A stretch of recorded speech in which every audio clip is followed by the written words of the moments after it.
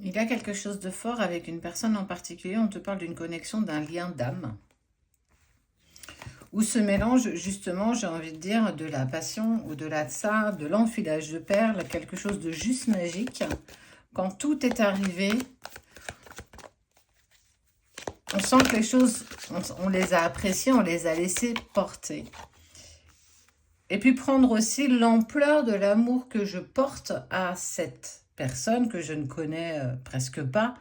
Cette connexion que j'ai pu avoir, cette métamorphose, mais au-delà de ça, on sent qu'il y a eu une vraie abondance d'échanges, d'énergie, de liens, de connexion avec cette personne.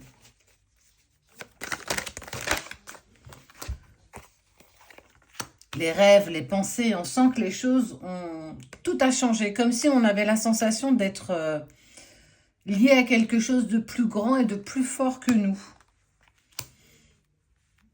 Et puis le temps a passé, et puis de la distance s'est instaurée, des moments de silence, des moments où il ou elle était plus dans cette forme de distance, de silence, de chaud et de froid, sans vraiment comprendre pourquoi toutes les choses se mettaient en place, sans comprendre vraiment pourquoi tout ça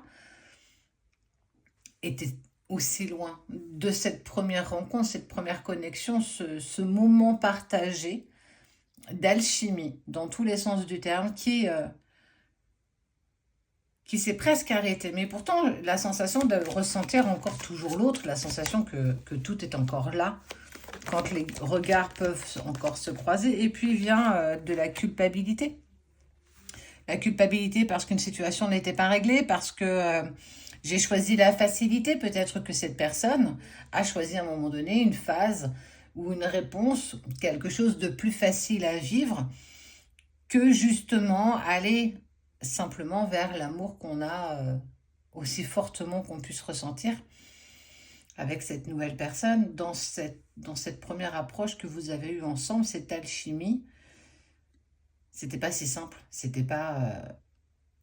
il y avait d'autres choses à régler, et puis que parfois, il est plus facile pour nous d'aller dans une autre direction. C'était pas tant, quelque part, fuir, mais c'était... waouh. Mais c'était plus facile, plus aisé, justement, de prendre de la distance. Parce que l'amour que je ressens, l'amour que cette personne a ressenti pour toi, ce lien, a pris tellement de place. Et puis, c'est venu semer un petit peu du trouble, du brouillard dans son espace-temps. Et puis, peut-être qu'il y a eu une danse triangulaire et qu'on a entendu. Et qu'on s'est douté, en tout cas que la tierce s'est doutée de quelque chose et que c'est venu couper court à tout élan du cœur, tout élan d'harmonie, tout élan d'échange, ne serait-ce que dans vos vibrations. Et puis il y a eu un virage à 360 degrés, il y a eu 5 pas en arrière alors qu'il ou elle avait envie d'en faire 12 avec toi en avant. C'est être confronté à ses propres peurs, mais aussi ses propres incertitudes. Et puis, on regarde ça de l'autre côté sans comprendre vraiment pourquoi, alors que tout nous paraissait si limpide. Mais ça n'empêche que quand même, il y a, et j'en parle quand même depuis quelques jours, il y a un déclic, une prise de conscience de ce que je ressens quand je pense à toi. Tout se met en vibration, d'un côté comme de l'autre, mais que je dois encore régler cette situation. J'ai le déclic, je sais que nos chemins sont actuellement séparés, mais il y a une prise de conscience assez rapide quand même, assez rapide. Se rendre à l'évidence que tu es plus qu'un coup de cœur, tu es un équilibre, une évidence.